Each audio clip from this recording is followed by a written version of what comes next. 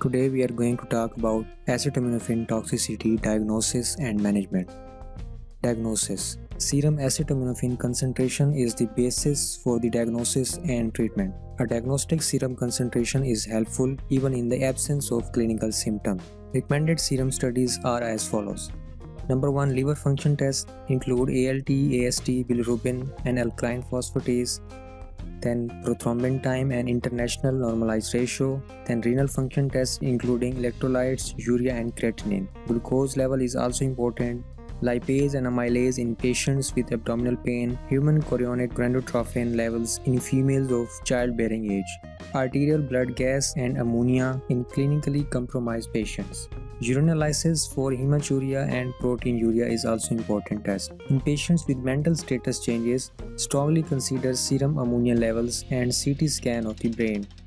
Lab findings in the phases of acetaminophen hepatotoxicity are as follows. In phase 1, approximately 12 hours after an acute injection, liver function studies show a subclinical rise in serum transaminase concentration like ALT and AST.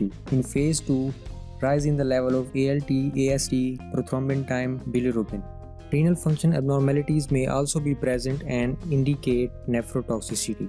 In phase 3, severe hepatotoxicity is evident on serum studies. Hepatic centrilobular necrosis is diagnosed on liver biopsy. Then, Reumac-Matthew nomogram is used to interpret plasma acetaminophen values to assess hepatotoxicity risk after a single acute injection. Nomogram tracking begins 4 hours after injection, time when acetaminophen absorption is complete, and ends 24 hours after ingestion. About 60% of patients with values above the probable line develops hepatotoxicity. Now, management of the acetaminophen toxicity.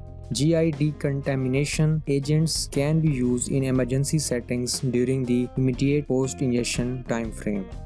Administer activated charcoal if patient is alert and present, ideally within 1 hour of injection. Generally, a serum plasma concentration of 140 to 150 microgram per ml at 4 hours post-injection indicates the need of N-acetylcysteine or NAC treatment. The FDA-approved regime for oral administration of NAC is as follows. Loading dose of 140 mg per kg, then 17 doses of 70 mg per kg given every 4 hourly. Total treatment duration of 72 hours. IV formulation of NAC is commonly used in many institutions for treatment of acetaminophen toxicity. Use of IV formulation is preferred in following situations: altered mental status, GI bleeding or obstruction, history of caustic ingestion, potential toxicity in pregnant women, then inability to tolerate oral NAC because of emesis refractory to proper use of antiemetics. Then surgical evaluation for possible liver transplantation is indicated for patients who have severe hepatotoxicity and potential to progress to hepatic failure. Criteria for liver transplantation include metabolic acidosis persistent after fluid resuscitation, renal failure, coagulopathy, and encephalopathy.